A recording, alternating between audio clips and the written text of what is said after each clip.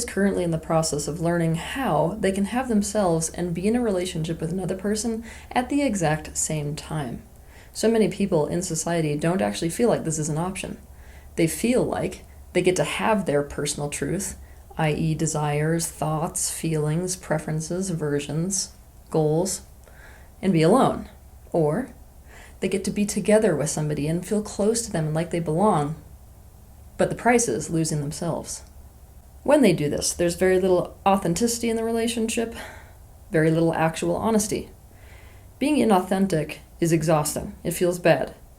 It feels like closeness, love, and connection is conditional upon putting on an act and being different than you are. This behavior of learned inauthenticity begins in childhood. Many parents the world over see children a little bit like a ball of clay. What I mean by that is that it's just raw potential, and then it's their job to mold that clay into what they want it to be. Essentially, many parents around the world think that it's their job to decide what to turn their child into. And they do that according to what they think is best. And even though a lot of them may tell you that they're doing what they think is best for the child, in fact, underneath it all, they're doing what's best for themselves. When this is a pattern inside of a household, the child learns to do anything they need to do to please the parent, even if the doing of those things is in fact not true or authentic to the child itself. The consequence of not doing so is punishment, the most terrifying of which is isolation, ostracization, exclusion, and abandonment. To understand more about this, watch my video titled The Freedom Connection Split Within Humanity. Growing up in this kind of environment is both painful and exhausting.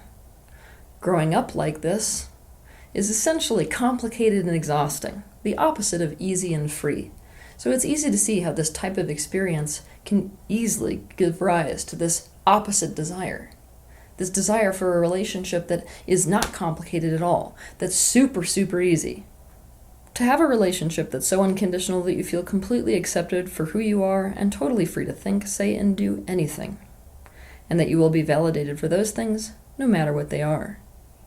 The problem with this, of course, is that even though it's understandable that you would give rise to the complete opposite desire, it can easily create a pendulum swing to the opposite extreme. And what we know about pendulum swings is we just end up experiencing the opposite side of dysfunction.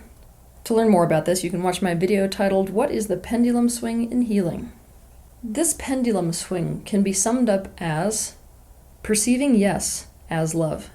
People who fall into this relationship pattern are absolute. You're free to think, be, say, and do whatever you want, and you'll always have my approval for any of it, freaks. They want this for themselves, and so they give this experience to others. They surround themselves with people who approve of everything, validate everything, and give them the freedom to say, be, and do anything and everything. And they do the same for others. They try to set up a no consequences for anything sub-reality in the friendship itself. There are some problems with this arrangement, though. 1. Relationships based off of this yes pattern, they have an expiration date. It's inevitable. Why? Because there will become one day in this relationship where what one person does, or says, or behaves like, is going to run into a no from the other party.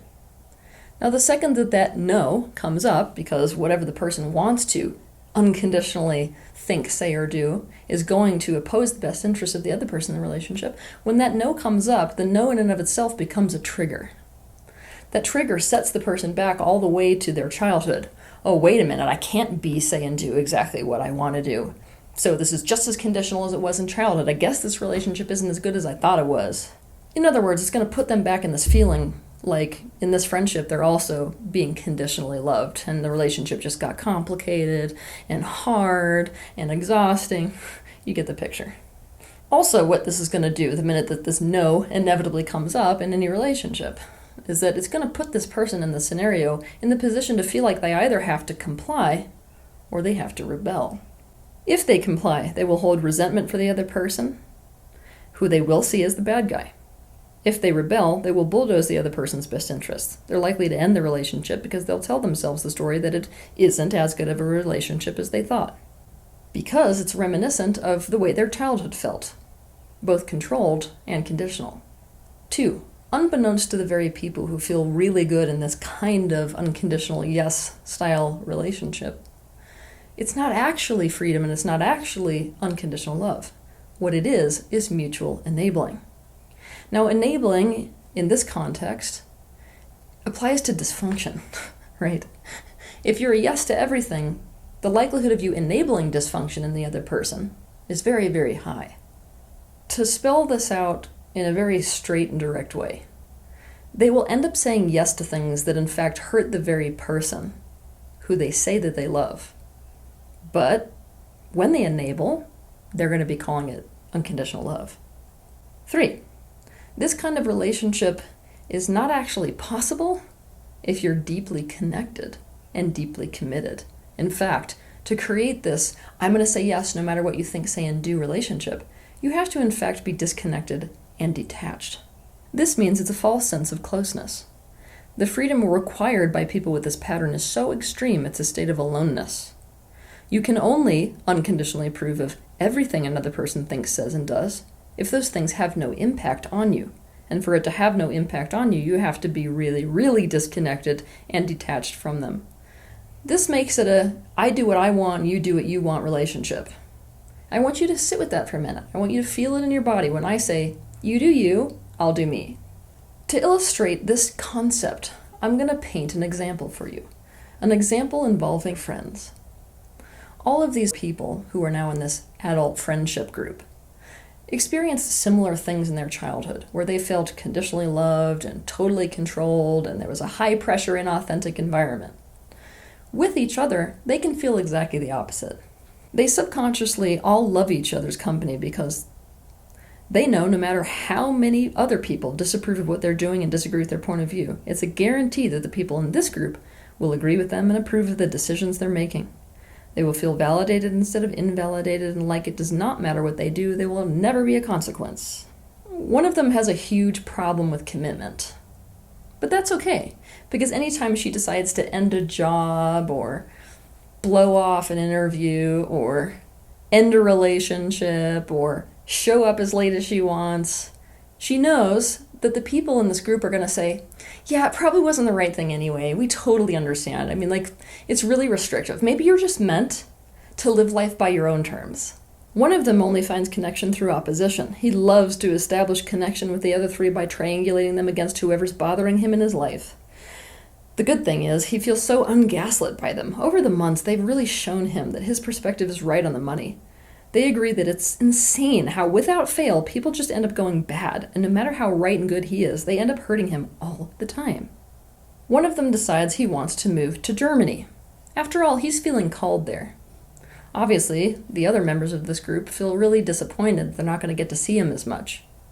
But when they sit and think about it, they don't want to be restricted either, if they were in his position. So they're going to go ahead and vote for his freedom, and just let him go. On top of this, they all love travel. So if he moves to Germany, this is a great excuse to see a country they've never seen before. In other words, the absolute ease with which all of the members of this group can just separate from each other feels super freeing and super loving. It makes perfect sense that if a person grew up in this kind of environment that creates this pendulum swing, the energy of yes would feel more loving and more like freedom. It would feel like you could finally have yourself and be in a relationship at the same time. But consider that either both yes and no have nothing to do with love, or that both yes and no have a place when it comes to love. To love is to take something as a part of yourself. To understand more about this, you can watch my video titled, What is Love? If you take something as a part of yourself, you cannot say yes to everything. You cannot approve of everything. You cannot be unaffected by what that thing thinks, says, and does. For this reason, I want you to ask yourself the following question. To what degree is the yes in your relationships, whether it is agreement, validation, permission, approval, or freedom, healthy?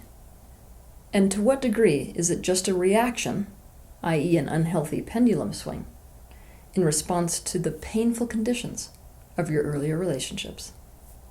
Have a good week. If you liked this video, be sure to share it, like it, and also subscribe to my channel so you can see more content like this. But I want to personally thank you for taking the initiative and having the bravery to step into this space of awareness, not only for yourself, but for the benefit of those around you.